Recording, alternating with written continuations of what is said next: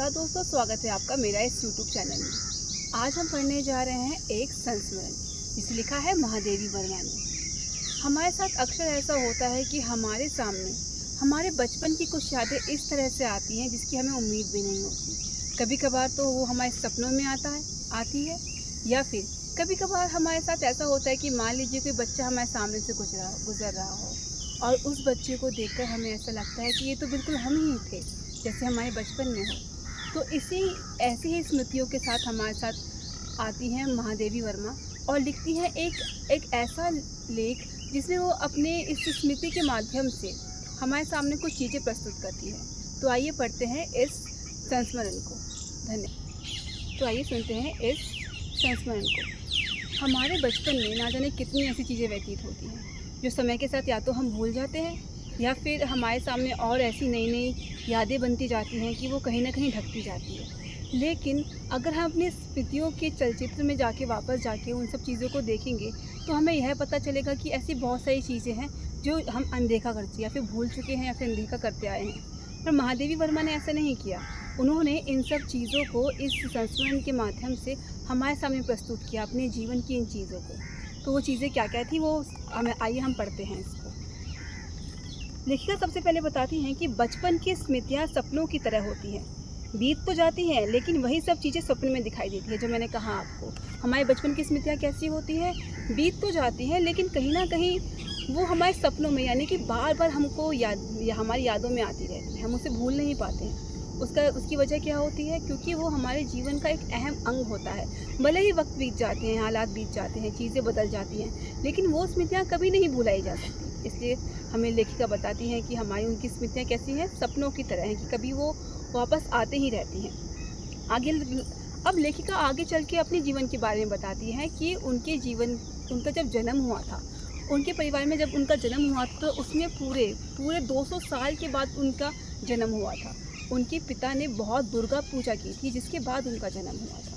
क्योंकि उस समय ऐसा माहौल था भारत का कि वहाँ पे लड़कियों को मार दिया जाता था और लड़कों को जन्म पे बहुत त्यौहार मनाए जाते थे। और ये कहीं ना कहीं हमारे उस पिछड़ी सोच को दिखाता है, उस समय में जहाँ पे हम लड़कियों को अहमियत ना देके लड़कों के होने पर खुशियाँ मनाते थे। अब यहाँ पे पर माहौल जो महादेवी वर्मा के घर का था वो बिल्कुल अलग था। वहाँ पर उनके जन्म के समय बहुत खुशियाँ मनाई जाई। बल्कि जब उनकी जब जन्म भी नहीं हुआ था तो उनके पिताजी ने दुर्गा पूजा की थी ताकि उनकी एक बेटी हो, और उनकी बेटी हुई भी, जिनका नाम रखा गया महादेवी वर्मा। अब महादेवी वर्मा आगे चल के हमें बताती हैं कि उनके जो घर में साहित्यिक जो रूप रंग था वो बिल्कुल उर्दू और फारसी और इंग्लिश का था। उर्दू और फारसी उनके दादाजी बोलते थे और उन्होंने उसी में शिक्षा ली थी, और जो इंग्लिश थी वो उनके पिताजी ने ही पढ़ी थी। तो इस तरीके से इन तीनों ही भाषाओं का जो उनका जीवन में प्रवेश बचपन में ही हो चुका था। और रही बात हिंदी की, तो हिंदी तो उनकी माता की जब जबलपुर से उनकी शादी हुई उनके पिता से, तब उसके ज़रिए वो वहाँ पर आई। तो ये हम दो चीज़ें देखते हैं कि किस तरीके से इस उनके जीवन में इन साहित्य का अहम भूमिका रही। का जो बचपन में जो शिक्षा हुई घर पे हुई, तो उनको हिंदी की जो पूरी रूप रंग है उनकी माता ने पूरा उनसे सामना करवाया। उनको पंचतंत्र की कहानियाँ पढ़ने को दी। जब पंचतंत्र की कहानियाँ उनको पढ़ने को दी तो उनका जो रोम था, उनका जो मन था, पूरा उसमें रम गया और हिंदी, फारसी और उर्दू जैसी चीज़ों से दूर भागने लगी। उनके पिता तो चाहते थे कि वो बहुत बड़ी विदुषी बने, इसलिए उन्होंने अपने घर में मौलवी जी को भी बुलवाया ताकि वो उर्दू पढ़ाएं, पंडित जी को भी बुलाया ताकि वो संस्कृत पढ़ाएं। लेकिन ऐसा हुआ नहीं। इसके बावजूद जब भी वो लोग आते थे, वो लोग महादेवी वर्मा छुप कर जाकर पलंग के नीचे छुप जाती थी, और इस तरीके से वो इन सब भाषाओं से दूर भागने लगी और हिंदी के और करीब आने लगी। और जब छोटी थी तो इसके बाद जब उनका एडमिशन गर्ल्स कॉन्वेंट स्कूल में हो गया तो वहाँ की जगह उनको बहुत अच्छी लगने लगी, और वहाँ पर उनकी मुलाकात होती है सुभद्रा कुमारी चौहान जी से। अब सुभद्रा कुमारी चौहान जी जो हैं वो पहले से ही बहुत सुप्रसिद्ध लेखिका हो चुकी थी अपने जगह की। इसलिए महादेवी वर्मा से जब उनकी मुलाकात हुई तो सुभद्रा कुमारी चौहान जी ने पूछा भी उनसे, क्या आप लिखती हैं? तो सुभद्रा कुमारी चौहान का जवाब देते हुए महादेवी वर्मा कहती हैं, नहीं।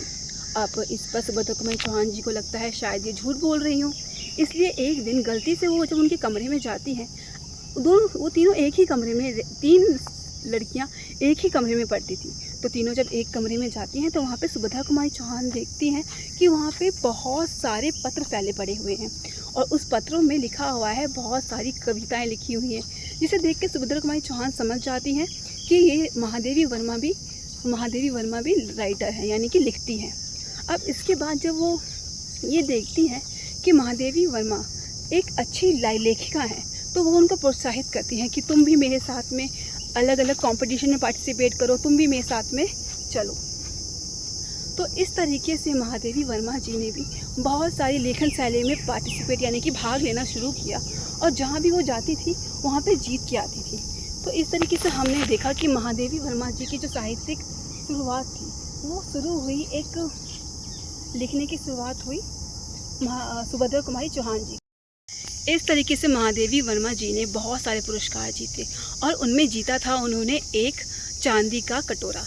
अब जब इस चांदी के कटोरे को जीतने के बाद महादेवी वर्मा सुभद्रा कुमारी चौहान जी के पास आती है और कहती है, देखो मैंने चांदी का कटोरा जीता है। इस पर सुभद्रा कुमारी चौहान जी कहती है, अच्छा तुमने जीत लिया तो ठीक है, तुम्हें मुझे इसमें एक खीर खिलानी पड़ेगी। अब इस पर महादेवी वर्मा हंस देती है। ये तो हुई बात।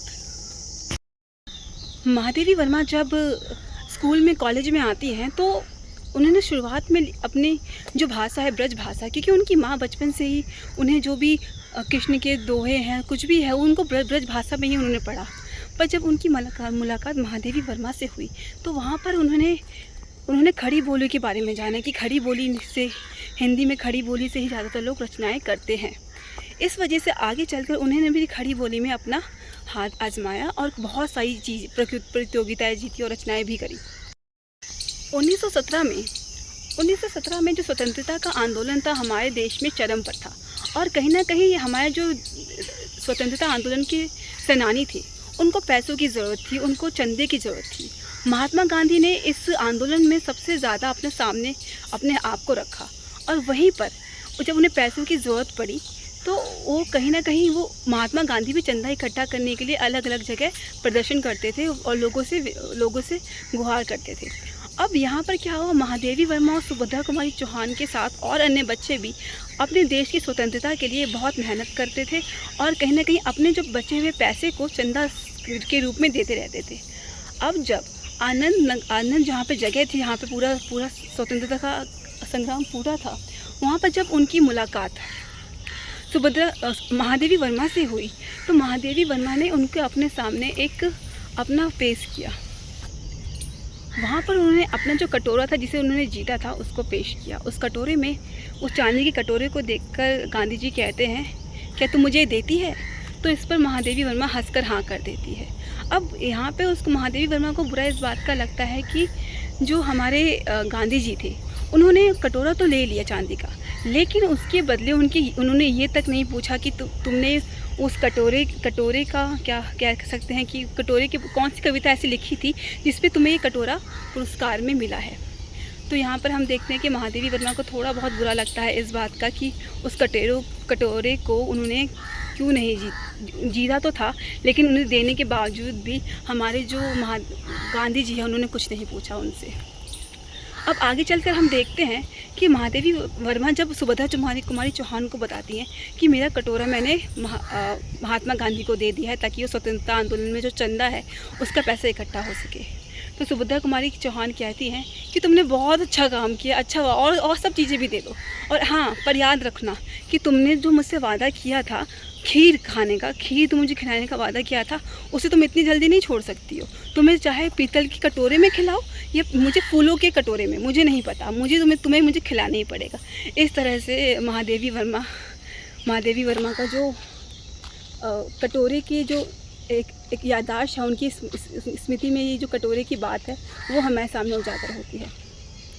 और लेकिन महादेवी वर्मा इस बात से उनको कोई बुरा नहीं लग रहा था, क्योंकि वो खुश थी आखिर में जाके, क्योंकि वो कहीं ना कहीं वो उसका इस्तेमाल भी होगा। अब इसके बाद महादेवी वर्मा हमारी जो सुभद्रा कुमारी चौहान जी है वो हॉस्टल को छोड़ देती है और वहाँ पे उनकी जगह एक मराठी लड़की आके रहने लग जाती है। मराठी लड़की के साथ भी सब लोग खूब मजाक करते हैं, ऐसा कुछ नहीं था कि वो बहुत भाषा को लेके, उसकी थोड़ी भाषा को लेके सब मजाक उड़ाते हैं कि तो मराठी मुलगी है। और फिर जब इसके बाद वहाँ पे एक चीज़ देखने को मिलती है, सांप्रदायिकता, कि इतने दिनों के बाद भी वहाँ पे जो चीज़ें हो रही थी उस जगह पे, वहाँ पर कोई भी सांप्रदायिकता नहीं थी। जैसे कि हो सकता है कि हम देखते हैं कि आज के समय में आज के सापेक्ष में बात की जाए तो सांप्रदायिकता बहुत है। वहाँ पर हिंदू मुस्लिम लड़कियाँ थी और एक ही मैच था और सब वहीं पे एक ही तरह से खाना खा रहे थे। तो हम देख सकते हैं कि वहाँ पर कोई भी भेदभाव नहीं था। अंत में हमें लेखिका बताती हैं कि उनके जो पड़ोस में एक नवाब आके रहे थे। वो नवाब जो थे वो एक शेख थे। उनकी जो नवाबगी थी वो ख़त्म हो चुकी थी, लेकिन उनका जो अंदर प्रेम भाव था उनके लिए बिल्कुल वैसा ही था जैसे कि एक सामान्य लोग के लिए होता है। वो उनकी जो महादेवी की माँ थी उनको वो लोग चाची जान कह के बुलाते थे, और जो उनकी माँ थी उनको महादेवी वर्मा उनके भाई महादेवी वर्मा और उनके भाई ताई जान कह के बुलाते थे। और इस तरीके से राखी में वो लोग राखी उनसे बंधवाते थे और वो उनकी माँ उनके बेटे को भूखा तक रखती थी जब तक वो उसको राखी ना बांध दे। इस तरीके से हम ये आत्मीय भाव और प्रेम भाव देखते हैं। और जब उनका रमज़ान होता था तो हरे कपड़े सिलते थे, दोनों ही बच्चों के लिए भी सिलवाते थे और वो अपने के लिए जाते थे।